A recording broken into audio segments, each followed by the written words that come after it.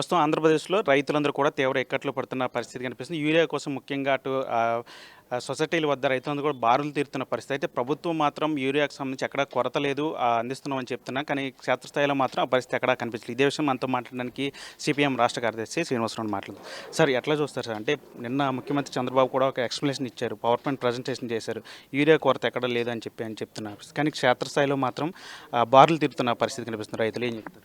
కాగితాల మీద యూరియా కొరత లేదు, కానీ ఓళ్ళల్లోకి పోతే దొరకటం లేదు. రెండు వాస్తవాలే. ఎందుకు దొరకటం లేదంటే బ్లాక్ మార్కెట్కి వెళ్తుంది. మరి మీ ఎమ్మెల్యేలకు తెలియకుండానే, ప్రభుత్వానికి తెలియకుండానే, అధికారులకు తెలియకుండానే బ్లాక్ మార్కెట్కి వెళ్తున్నదా? బ్లాక్ మార్కెట్కి వెళ్తున్నది అనేది చంద్రబాబు నాయుడు గారు ఇంతకుముందు కూడా ఒప్పుకున్నారు. మరి ఎవరి మీద ఒక్కరి మీద చర్య తీసుకున్నారా? ఒక్క బస్తా పట్టుకున్నారా బ్లాక్ మార్కెట్కి పోయేది?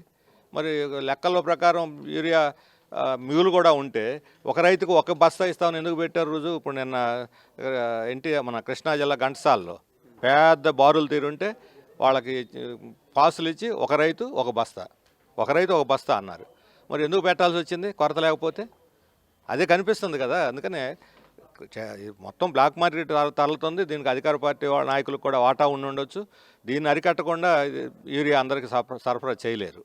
అంటే మచిలీపట్నంలో గత 2 రోజుల క్రితం ఒక యూరియా లారీని పక్కదో పట్టిస్తుంటే రైతులే అడ్డుకొని అక్కడ ధర్నాలు కూడా చేసిన పరిస్థితి, అలా చాలా చోట్ల జరిగిన పరిస్థితి. అలాంటి వారి మీద చర్యలు తీసుకోకుండా సోషల్ మీడియాలో యూరియా మీద దుష్ప్రచారం చేస్తే వాళ్ళ తోకలు కట్ చేస్తామని చెప్తున్నారు. అది చేతగాంతనం. విమర్శ చేసే వాళ్ళ మీద చర్యలు తీసుకుంటే అణిచేయడానికి తోడ్పడుతుంది. నోరు నొక్కేసి వాస్తవాలు దాచిపెట్టలేరు వీళ్ళు. ఇప్పుడు నిన్న తెలంగాణకు తరలిపోతున్నట్టు కూడా వచ్చింది, అక్కడ పట్టుకున్నారు, మచిలీపట్నంలో పట్టుకున్నారు. రైతులు పట్టుకోవాల్సింది, అధికారులు పట్టుకోరు, ఈ అధికార పార్టీ వాళ్ళు పట్టుకోరు. ఎందుకంటే వాళ్ళకు కూడా దీంట్లో వాటా ఉంది. అందువల్ల మేము కేసులు విమర్శించిన వాళ్ళ మీద కేసులు పెట్టి నోరు మూపిస్తారా మీరు? ఇంతకుముందు మీరు ప్రతిపక్షంలో ఉన్నప్పుడు అంతకుముందు పార్టీ చేసింది అదేగా. అప్పుడు తప్పన్నోళ్ళు ఇప్పుడు రైట్ ఎట్లా అవుతుంది? ప్రతిపక్షంలో విమర్శ చేయొచ్చు, మీరు కరెక్ట్గా గ్రౌండ్ లెవెల్ రియాలిటీ ఏమిటి అన్నప్పుడు ఇది ఫ్యాక్ట్ దొరకటం లేదు. ప్రభుత్వం వాస్తవాలను గుర్తించి చర్యలు తీసుకొని మాట్లాడితే మంచిది తప్ప అవతల నోరు నొక్కి సత్యాన్ని మరుగుపరుద్దామంటే మాత్రం సాధ్యం కాదు. ఎక్కడ సార్ సమస్య ఎక్కడ ఉంటుంది అనుకుంటున్నారు? ప్రధానంగా అంటే కేంద్రం నుంచి అనుకున్న రీతిలోనే పంపిస్తున్నామని అక్కడ కేంద్రంలో చెప్తున్నారు, కానీ ఇక్కడ చూస్తే మాత్రం ముఖ్యమంత్రి చంద్రబాబు చెప్పినప్పటికీ క్షేత్రస్థాయి పరిస్థితి అంతా కూడా పూర్తిగా విరుద్ధంగా కనిపిస్తుంది. అంటే లోపం ఎక్కడ ఉండొచ్చు? ఇది ప్రధానమైన బాధ్యత కేంద్రాన్ని. ఎందుకంటే కేంద్రం నానో యూరియా కొంటే ఈ యూరియా సరఫరా చేస్తామని నిబంధన పెట్టారు. నానో యూరియా వాడటానికి రైతులు సిద్ధంగా లేరు. అది ఒక బీజేపీ నాయకుడు గుజరాత్లో దీన్ని తయారు చేస్తున్నాడని వస్తూ ఉంది.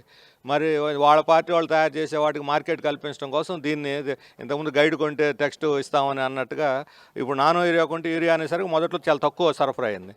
దాంతో డిమాండ్ వచ్చేసి బ్లాక్ స్టార్ట్ అయింది. ఇప్పుడు సరఫరా వచ్చిన తర్వాత కూడా బ్లాక్ కంటిన్యూ అవుతుంది. అందుకని కేంద్ర ప్రభుత్వాన్ని బాధ్యత. కేంద్ర ప్రభుత్వాన్ని నిలదీసి మాకు నానో యూరియా అక్కర్లేదు, రైతులు వాడటం లేదు, మాకు అసలు యూరియాని ఇవ్వండి అని సాధించుకోవట్లు వీళ్ళు ఫెయిల్ అయ్యారు. అంటే యూరియా ఒక పక్కదో పడుతున్న పరిస్థితి, కానీ కొంతమంది దళారులు యూరియాను అంటే మా దగ్గర క్రిమిక సంహారక మందులు కొంటేనే యూరియా అమ్ముతాం, లేదంటే 100 రూపాయలకి అంటే యూరియా మీద కావచ్చు, డిఏపి మీద కావచ్చు 100-200 ఎక్స్ట్రా చేసి అమ్ముతారు. అంటే రైతుల పరిస్థితి ఎట్లా? ఈ కొరత వచ్చినప్పుడల్లా ఇది జరుగుతూ ఉంటుంది. 200-300 ఎక్కువ, డిఏపి కూడా 300 ఎక్కువ వసూలు చేస్తున్నారు, యూరియాకి 100-200 వసూలు చేస్తున్నారు. ఎక్కువ వసూలు చేయటమే కాదు, పురుగు మందులు లింకు పెట్టడం అనేది ఇంతకుముందు కూడా ఎరువులు తక్కువ వచ్చినప్పుడల్లా పురుగు మందులకి లింకు పెడుతుంటారు. ఇది వ్యాపారస్తులు చేసేటువంటి అక్రమ పద్ధతి. కానీ ప్రభుత్వ అధికారులు దీన్ని అరికట్టాల్సిన వాళ్ళు లంచాలు తీసుకొని చూస్తూ ఊరుకుంటే సాగిపోతుంటుంది. అందుకని రైతులే వీధుల్లో పడి గొడవ చేయాలి. రైతులు గొడవ పడితేనేమో రాండ్ ఆర్డర్ ప్రాబ్లం, కుట్రలు, రైతులు ఇప్పుడు చెబుతున్నాడుగా రైతులు పేరుతోటి వైఎస్ఆర్ వాళ్ళు వచ్చి మోసం చేస్తున్నారు. ఎందుకు వాళ్ళ మీద ఏదో అన్నట్టుగా మీరు కింద సరిదిద్దితే వైఎస్ఆర్ వాళ్ళకి ఎందుకు వస్తుంది అవకాశం? మీరు సరిదిద్దండి. అంటే ఇప్పుడు రైతులకి ఇప్పుడు ఖచ్చితంగా అవసరం యూరియా. అంటే 2-3 క్వార్టర్లు కూడా వేస్తూ ఉంటారు అంటే పొలానికి.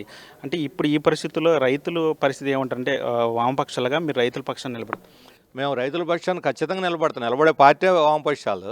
చాలా చోట్ల లోకల్గా ఎక్కడెక్కడ ఆందోళన జరుగుతున్నాయి. దీన్ని అరికట్టడం ఫెయిల్ అయితే రాష్ట్రవ్యాప్త ఉద్యమం కూడా రూపుదాలుస్తుంది.